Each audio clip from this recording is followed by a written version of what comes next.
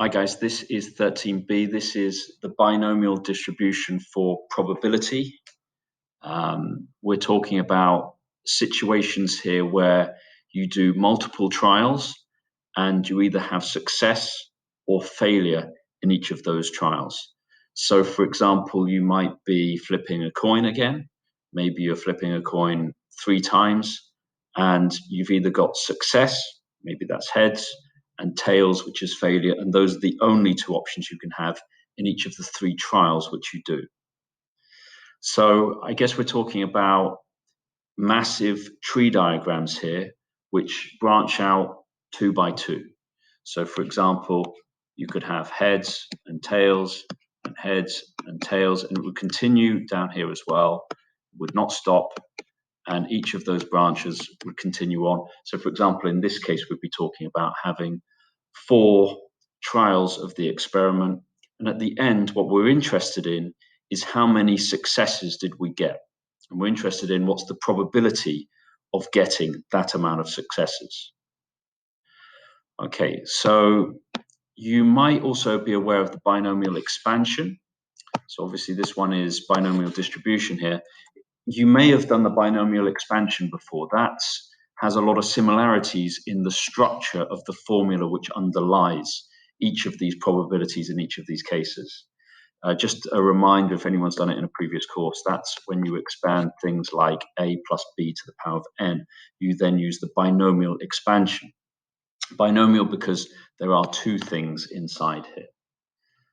Okay. And you'll remember perhaps from that, if you've done that before, that you end up getting this function inside your function here, which is NCR.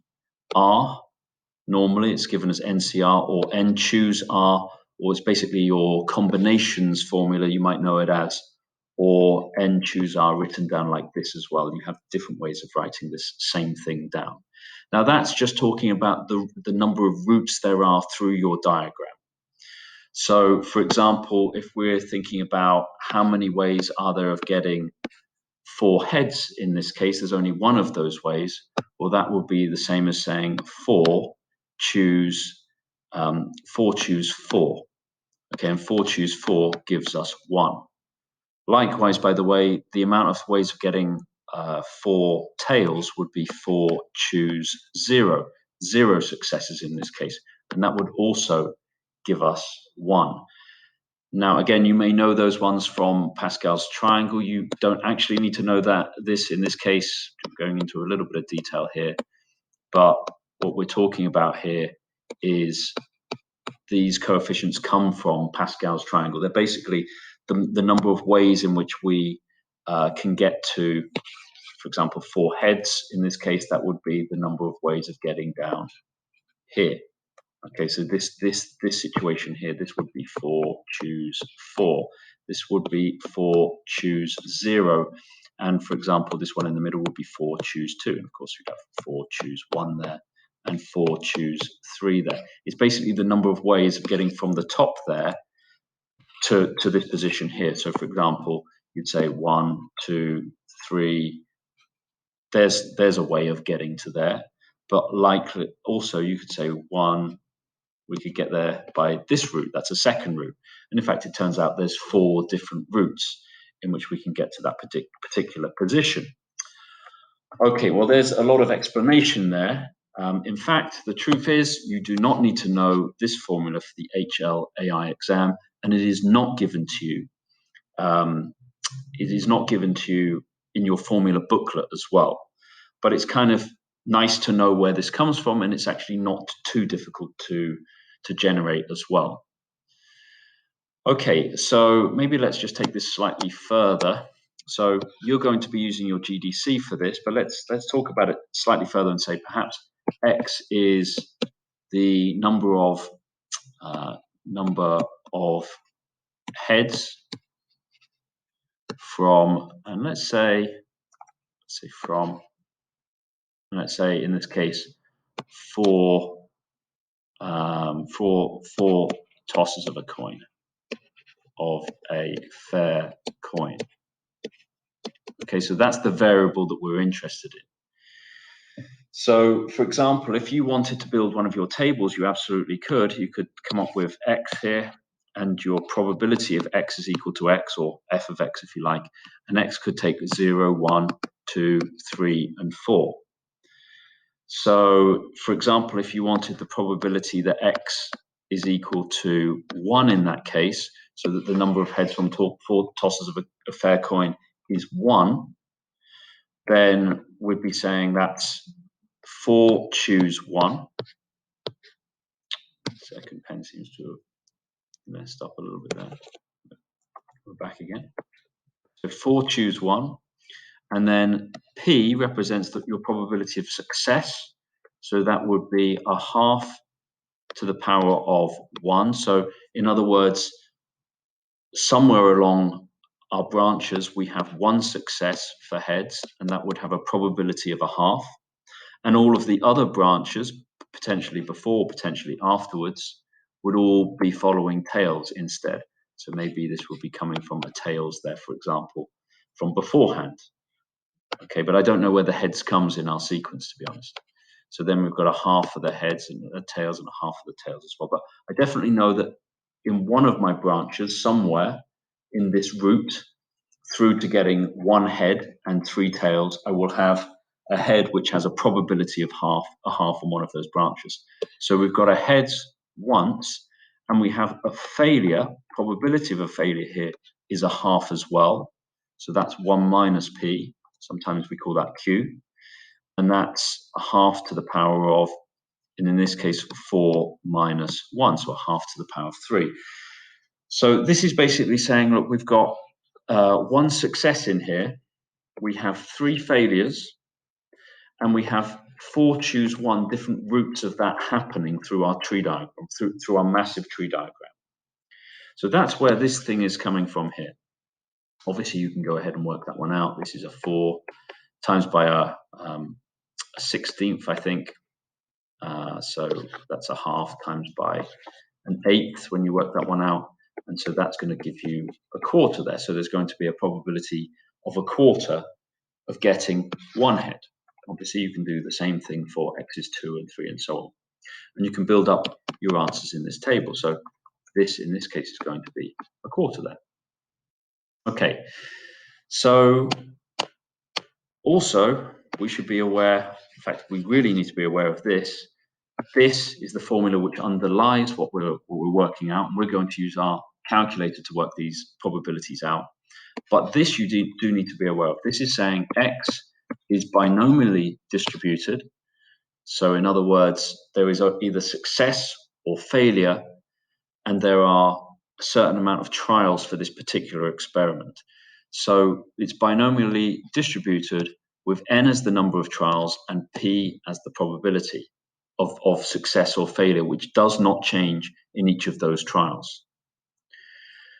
Okay, so in the example which I've just come up with there, we would say that x would be binomially distributed, where there would be 4 trials, and we're interested in getting the number of heads in each of those trials. So in total, what's the number of heads? And the probability there would be half in each of those cases. Okay, so let's just recap this one. In a sequence of n independent trials, so where one probability doesn't affect the next probability, of an experiment in which there are exactly 2 outcomes, success and failure, with constant probabilities, constant failure as well as 1 minus the probability of success. If x denotes the discrete random variable, so discrete meaning it can only take particular values, this is not continuous, equal to the number of successes in n trials, then the probability distribution function, f of x, or p of x is equal to x, is equal to this thing here. Okay, now, obviously, if you're going to do a cumulative probability distribution function, that's simply summing these together from 0 up until wherever you choose to stop. Okay, that's going to be your cumulative probability distribution functions. That's just a minor extra there, really. Okay, but hint, it says these probabilities can be worked out using your GDC. So let's look at a question. And let's take question 6 from 14B. Okay, and you see they've come up with an amusing name for the name of a passenger plane here. Calcaire buys a new passenger plane with 538 seats. Okay, and for the first flight of the new plane, all 338 tickets are sold. Assuming that the probability that an individual passenger turns up to the airport in time to take their seat on the plane is 0.91. So there's a 91% chance for every single passenger that they will turn up to the airport on time. Okay, so part A says, model the distribution of the random variable t as the number of passengers that arrive on time to take their seat, stating any assumptions you make. So what they want you to do there is use that notation. So where we had x is binomially distributed with n and p. So in this case, for part A, they don't say x, they say t here. So we say t is binomially distributed. So this line here means is distributed following a binomial distribution where we have 538 trials of the experiment. That's each separate person turning up. And the probability of success in each of those cases is 0.91. So that's how they want us to model it. It's now been modeled by a binomial distribution. And obviously, they either turn up or they don't turn up, and there's a fixed number of trials here as well. So they also say stating any assumptions that you make. So obviously, people all have slightly different circumstances. We are assuming that everyone's probability is the same for them turning up to catch the plane or not. And obviously, different types of people, different sections of the population might actually have different probabilities of turning up on time. But we're modeling each person as the same. So we're making the assumption that they have the same probability of turning up, which you could argue is unrealistic, but maybe when you're looking at large amounts of data, this starts to become quite realistic, perhaps. Okay, so there's the first part done. Part B says find the probability that t equals 538. So we're looking for 538 successes. Now, actually, we don't really need to use our calculator in this case because we realize that that just means to say we need success 538 times. That's success followed by success followed by success. And each of those times you can do 0.91 times 0.91 and so on.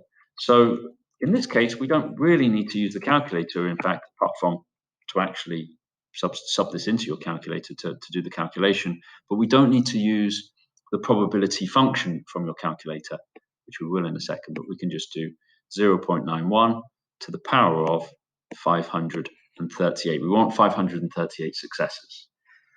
Now, obviously, that's going to be a tiny probability. So that's going to be next to nothing. So we're going to need to put that down in standard form. Let's just check with the answers on this one as well. I do have them up in the background.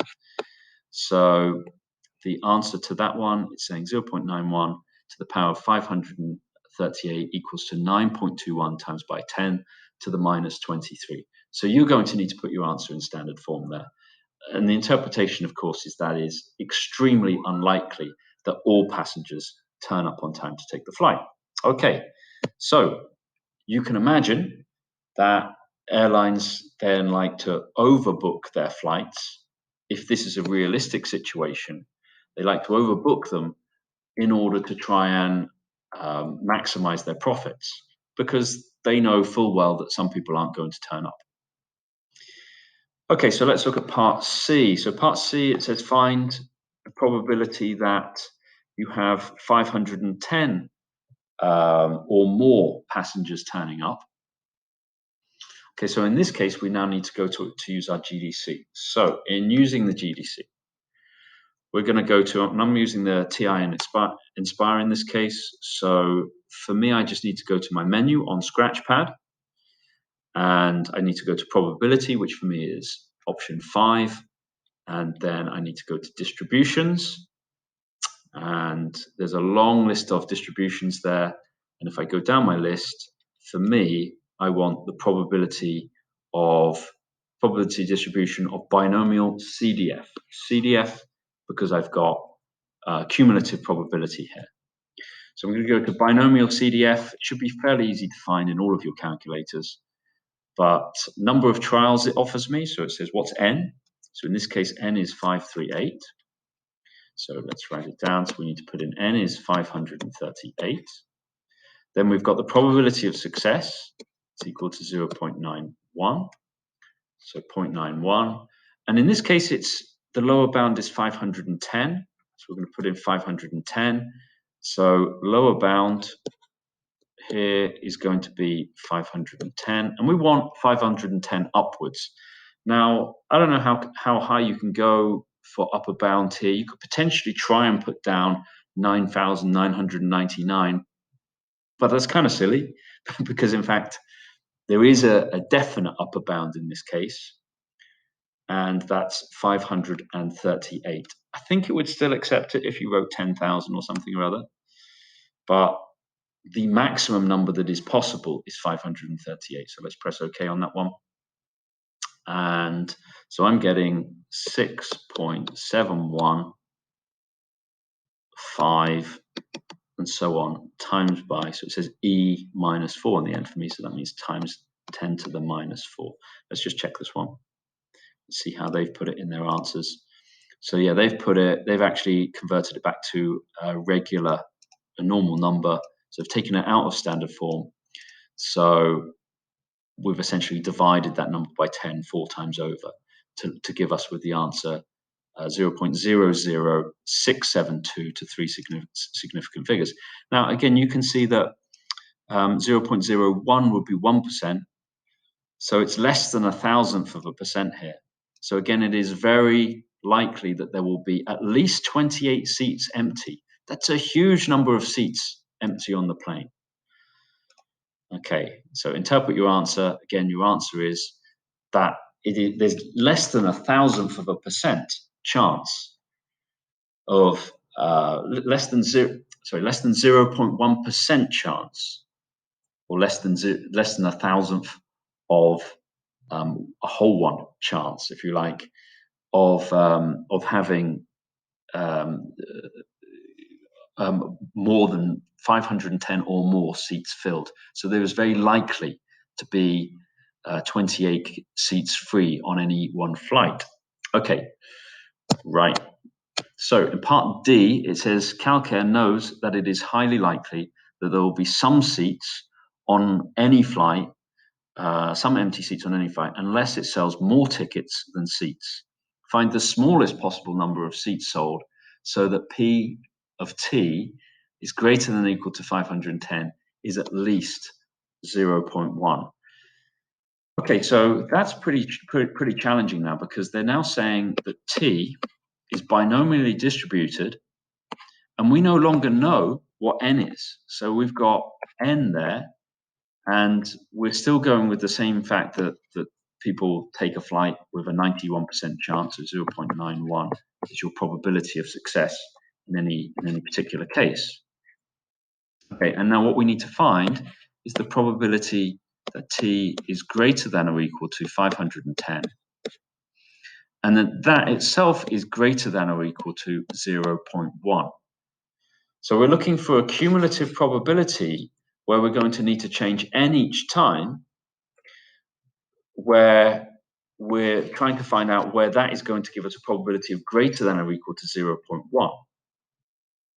Okay, so how to do that? Well, in the work solutions, I mean, I find this is really quite challenging to figure out what they're doing here. It says this can be entered into the function menu in the what we call the GDC as 1 minus the binomial CDF of x and 0.91, 509. Okay, so they want the probability of 1, take away the binomial probability of anything up to 509, so the opposite probability. And it says, then the table can be used to find the smallest value. I mean, I think that this is really overthinking the situation. And for me, it didn't take me long to do at all by a little bit of trial and error here. So if you do binomial CDF again, so again, we're doing binomial CDF, and you can actually just type binomial CDF in if you want, but you can find it through the menus, is probably quicker.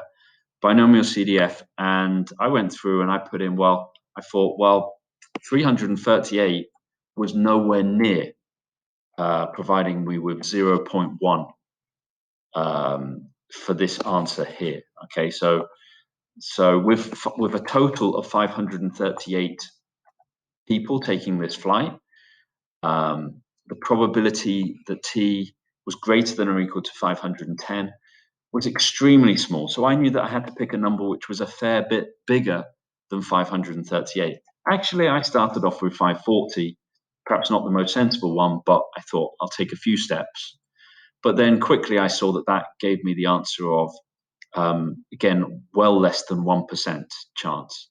So then I went up to 550.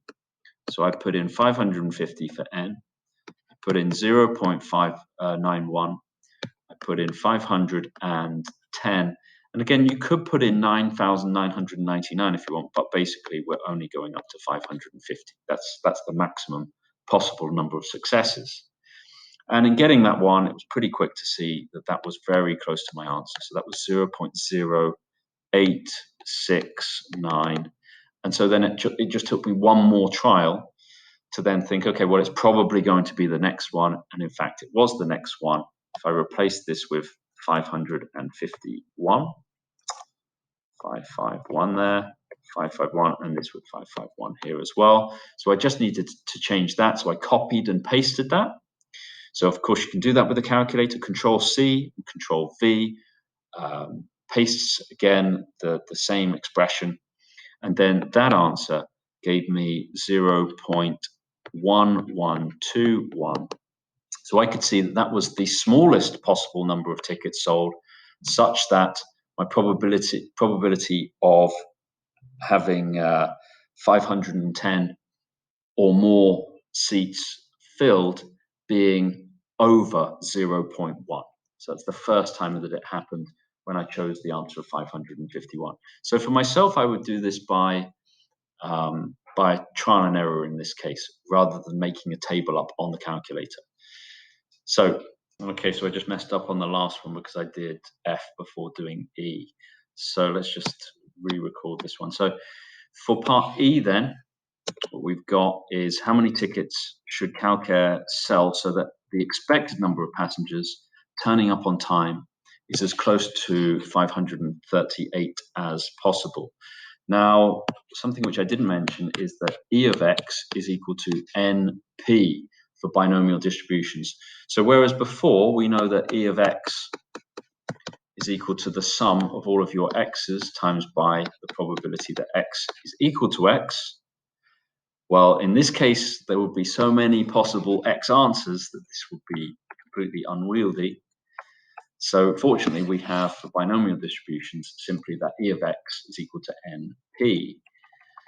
So maybe we can put an example to that. Perhaps if we were talking about, X being binomially distributed with, let's go back to the start question. Let's say where we have 4 trials, so 4 tossings of a coin, and each of the probabilities is a half of getting a success of a heads. Then if you did NP in this case, you'd do 4 times a half, which is 2, and 2 would be your expected number of successes of getting heads if you throw a coin, flip a coin 4 times. So that's kind of obvious, right? That half of the time you're going to get heads. Okay, so let's take this back. So in our case, we've got E of X, we want to be 538, and N in this case, we don't know. That's what they're asking us for, and P is equal to 0.91. Now, let's just do the calculation. So we've got 538 divided by 0.91, and that gives us an answer of 591.208. Okay, so from that, how many tickets should Calcare sell? So we can see that that's closest to 591. So the answer here is 591 tickets if they want to get as close to 538 as possible. Okay, that's probably not sensible because you're going to end up with often you'll end up with annoyed customers in this case for overselling the flight. Okay, so let's have a look at part F then. It says, so for this number of tickets sold, find P of T is equal to 538. So now we have T is binomially distributed with 500, N is 591, and P is still equal to 0.91. And obviously on the calculator, you're going to use a PDF, binomial PDF, to work out probability of getting T as 538, and binomial CDF to get the probability of 539 or greater. So you'll need to put in 539 there.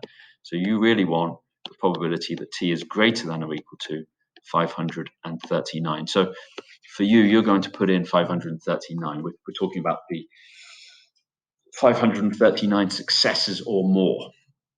So you need to put in the lowest number of successes all the way up to 591 successes in that case. Let's just have a look at the answers. So let's look at the answers here.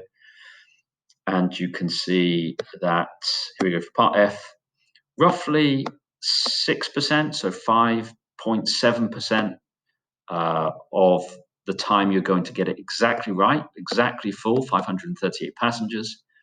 And probability is T is greater than 538 is roughly 47%. So 47% of the time you're going to have unhappy passengers because they can't get onto the flight in that scenario of using 591 passengers. Okay, you'll notice, by the way, that they've done probability of X is greater than or equal to 339. They mean T there. Don't know why they switched to X. It's just a mistake. And then they've done equals to 1 minus the probability of should say T is less than or equal to 538. That's because on older calculators, you can't choose where to start the cumulative probability. On modern calculators, you can choose it to start it at 539 onwards, whereas with older calculators, they would start at the first number. So they would start at 1 and then also no successes and then build up from there. Okay, well, thanks for listening, and I will get on and do the next one. Next one is Poisson probability. Okay, so Poisson distribution.